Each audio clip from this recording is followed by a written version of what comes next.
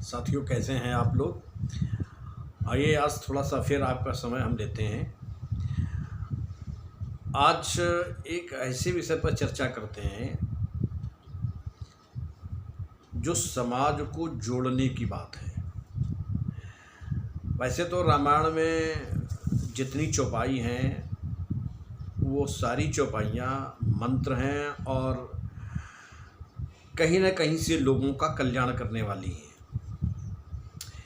एक चौपाई बड़ी महत्वपूर्ण है, अगर उसका अपने ऊपर प्रयोग किया जाए, यानी प्रत्येक आदमी इसको अपना ले, तो वो भाईचारा पूरे समाज में दौड़ सकता है और पूरा समाज एक दूसरे से प्रेम करता हुआ आपस में सुख शांति पा सकता है। रामायण की एक चौपाई है, परहित सरिस धर्म नहीं भाई, दूसरे का हित करने के बराबर संसार में कोई धर्म नहीं है।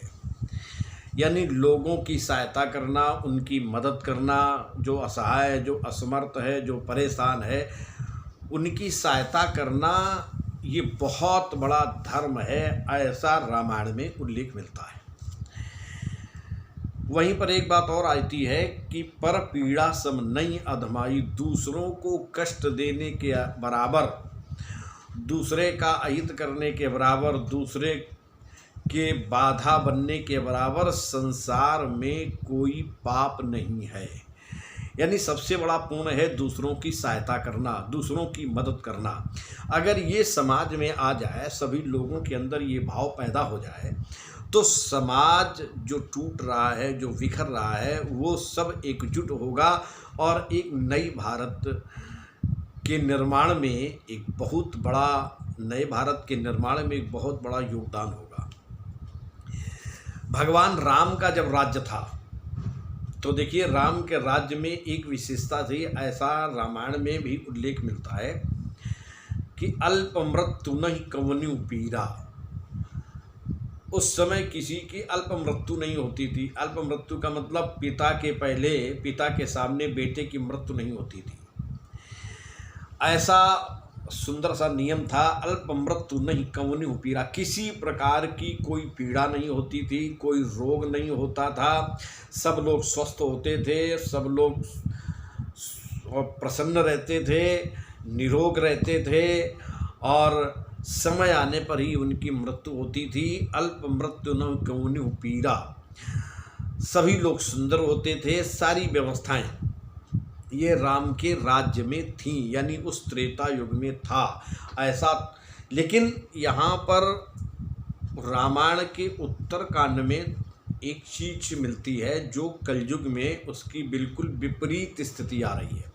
इसका उल्लेख रामायण में ग्रंथकार ने, हमारे गोस्वामी जी ने किया है। लिखते हैं कलयुग में ये सब चीज़ें कुछ नहीं होंगी। बोले फिर क्या होगा? बोले नर पीड़ित रोग न भोग कहीं, प्रत्येक व्यक्ति कलयुग में मानसिक रोग से पीड़ित होगा। दूसरी बात, अधिकतर व्यक्ति यानी प्रत्येक व्यक्ति शारीरिक रोग से पीड़ित होंगे।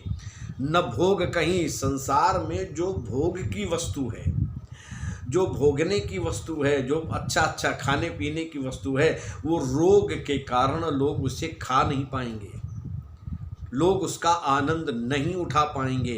फिर लिखते हैं अभिमान विरोध अकारण ही, लोगों को बिना कारण ही बड़ा अभिमान होगा, बड़े लोग अभिमानी होंगे कलयुग के लिए। ऐसा वर्णन में गोस्वामी जी ने रामायण के उत्तरकांड में लिखा है कि उस समय के लोग बड़े अभिमानी होंगे, छोटी छोटी बात पर बड़ा अभिमान करने वाले होंगे। विरोध अकारण ही, बिना किसी कारण के एक दूसरे से विरोध कर लेंगे, छोटी छोटी बातों पर झगड़ा कर देंगे, कोई गंभीरता नहीं होगी, कहीं कोई सहनशीलता नहीं होगी, हृदय में संतोष नहीं होगा। कौड़ी लागी लोभ बस करहीं विप्र गुर घात, थोड़ी थोड़ी बात पर लोग एक दूसरे की हत्याएं कर देंगे, एक दूसरे का वध कर डालेंगे। तो ऐसा कलयुग में जो यहाँ पर मानसकार ने लिखा है उत्तरकांड में, एक बात और आगे लिखी है जो बड़ी महत्वपूर्ण है लघु जीवन संवत पंचदशा। कलयुग में लोगों की आयु बहुत ही सीमित होगी। कब मर जाए कुछ पता नहीं, कब मृत्यु हो जाए कुछ पता नहीं होगा, है ना। ऐसी स्थिति में लेकिन घमंड इस प्रकार होगा कि हमारा हजारों वर्षों में भी नाश नहीं होगा, मैं अविनाशी हूँ, मेरे बराबर कोई नहीं है। इस तरीके से लोगों के अंदर कलयुग में घमंड रहेगा और कल्पांत न नाश, कभी मेरा नाश नहीं होगा, मेरा कोई क्या कर सकता है, इस प्रकार की मिथ्या घमंड में लोग चूर रहेंगे और तरह तरह की योजनाएं बना करके कलयुग के लोग सारा पैसा मकान बनाने में ही नष्ट कर देंगे। कलयुग में सबसे बड़ा धर्म बताया गया है दान देना। प्रगट चारि पद धर्म के कलिमा एक प्रधान, एन केन विद दीन्हे दान करई कल्याण। किसी भी प्रकार से अगर दान हो जाए तो वो कल्याण करने वाला होता है। कलयुग में मुख्य दान है।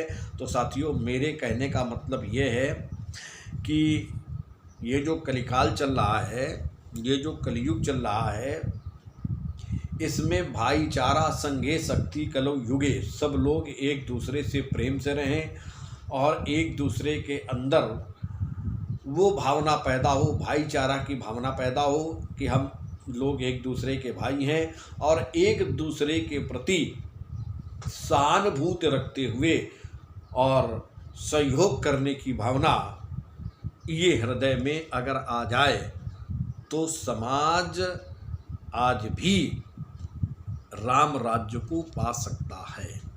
तो मित्रों, हमारा केवल इतना ही कहना था कि आज की जो मेरी चर्चा थी वो केवल एक परोपकार को लेकर के थी कि हम लोग एक दूसरे का सहयोग करें, हम एक उदारता रखते हुए एक दूसरे के समस्या में खड़े हों और सभी लोग एक दूसरे के भाई हैं, ऐसा विचार करके वसुधैव कुटुंबकम, ये सारा संसार ही हमारा परिवार है, इस विचार से हम लोग अगर समाज में रहें तो एक नई विचारधारा, एक नई क्रांति समाज में आ सकती है।